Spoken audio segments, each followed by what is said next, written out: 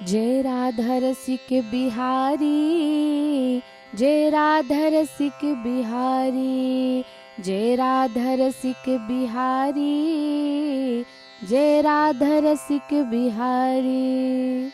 आप सभी को राधा अष्टमी की हार्दिक शुभकामनाएं।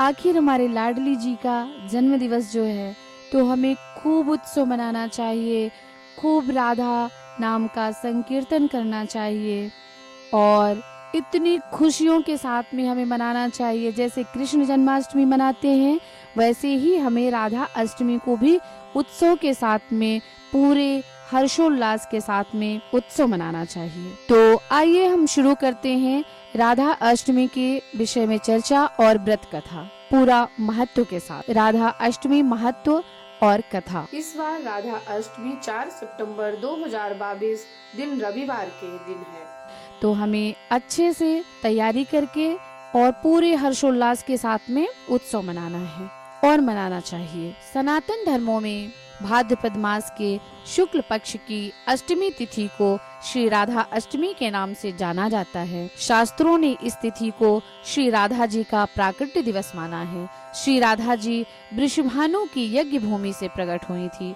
वेद व पुराण इनको कृष्ण वल्लभा कहकर गुणगान किया करते हैं। इन्हें श्री वृंदावनेश्वरी भी कहा जाता है। राधा सदा ही श्री कृष्ण को आनंद प्रदान करती हैं, इसीलिए इन्हें कृष्ण प्रिया भी कहा जाता है। श्री राधा जी का प्रागट्य स्थान श्री वृषभानुपुरी बरसाना या इनके ननिहाल रावल ग्राम में माना जाता है। इनका जन्म मध्याह्न के समय 12 बजे हुआ था। पुराणों में ऐसा वर्णन मिलता है कि राधा कृष्ण की शाश्वत शक्ति स्वरूपा एवं प्राणों की अधिष्ठात्री देवी के रूप में वर्णित हैं। इसलिए राधा जी के पूजा के बिना श्री कृष्ण जी की पूजा पूरी नहीं होती, अपितु अधूरी रह जाती है। अगर श्री राधा जी की पूजा ना की जाए तो मनुष्य श्री कृष्ण की पूजा का अधिकार नहीं रखता। श्री राधा जी भगवान श्री कृष्ण के प्राणों की अधिष्ठात्री देवी हैं,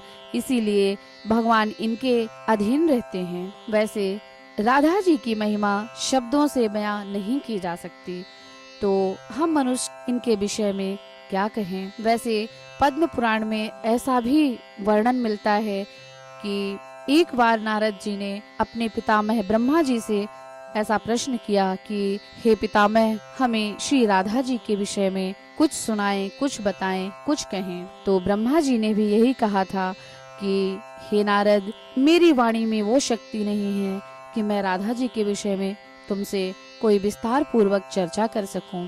राधा ही कृष्ण है, कृष्ण ही राधा है। इससे बड़ी और बात क्या कहा जाए कि राधा ही कृष्ण है और कृष्ण ही राधा है। इसमें सब कुछ समाया है और दुस्तर संसार से पार होने के लिए राधा नाम के सहारे ही पार किया जा सकता है। भगवान की कृपा तभी पाई जा सकती है जब श्री राधा जी की कृपा हो। और भादव मास की राधा अष्टमी का व्रत पूरे भाव से जो मनुष्य व्रत करे वह जन्म जन्मों के पाप से छूट सकता है और राधा जी की कृपा का पात्र हो सकता है। कोटि जन्मों के पुण्य से राधा अष्टमी का व्रत करने का सौभाग्य प्राप्त होता है। करोड़ों जन्मों के ब्रह्म हत्या जैसे पाप भी एक बार श्रद्धा भाव से राधा अष्टमी का व्रत कर लेने से नष्ट हो जाते हैं। और ऐसा भी वर्णन मिलता है कि 1000 एकादशी व्रत करें, उसे 100 गुना करें, फिर 1,00,000 गुना, उससे भी करोड़ों गुना ज्यादा एक राधा अष्टमी व्रत का पुण्य फल प्राप्त होता है।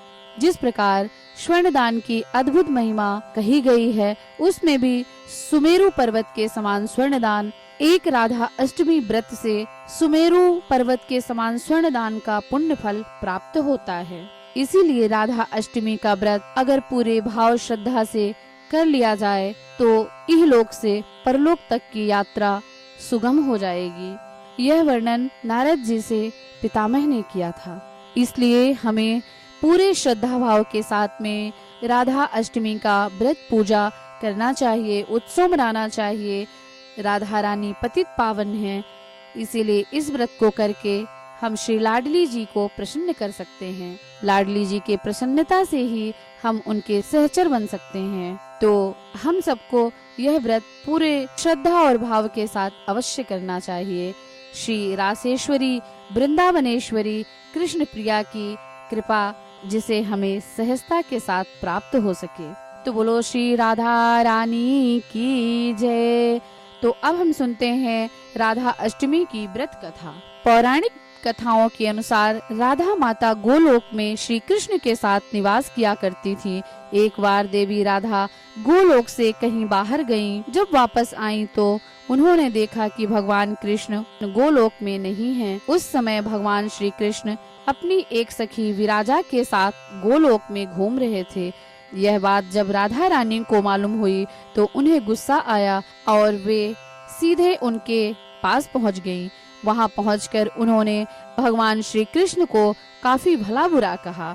राधा रानी का यह व्यवहार भगवान श्री कृष्ण के मित्र श्री दामा को बुरा लगा और उन्होंने राधा को पृथ्वी पर जन्म लेने का श्राप दे दिया। राधा रानी को इतने गुस्से में देखकर कृष्ण भगवान की सखी विराजा भी वहां से चली गई। इस श्राप के बाद राधा ने बदले में श्री दामा को श्राप देते हुए राक्षस कुल में जन्म लेने का श्राप दे दिया। राधा रानी के द्वारा दिए गए श्राप के कारण ही श्री दामा का जन्म शंखचूड़ दानव के रूप में हुआ। दानव के रूप में जन्म लेने के बाद भी भगवान विष्णु का वह अनन्य भक्त बना रहा। वहीं दूसरी ओर राधा रानी ने भी पृथ्वी पर वृषभानु के घर पुत्री के रूप में जन्म लिया। लेकिन राधा रानी वृषभानु जी की पत्नी देवी कीर्ति के गर्भ से नहीं जन्मी थी।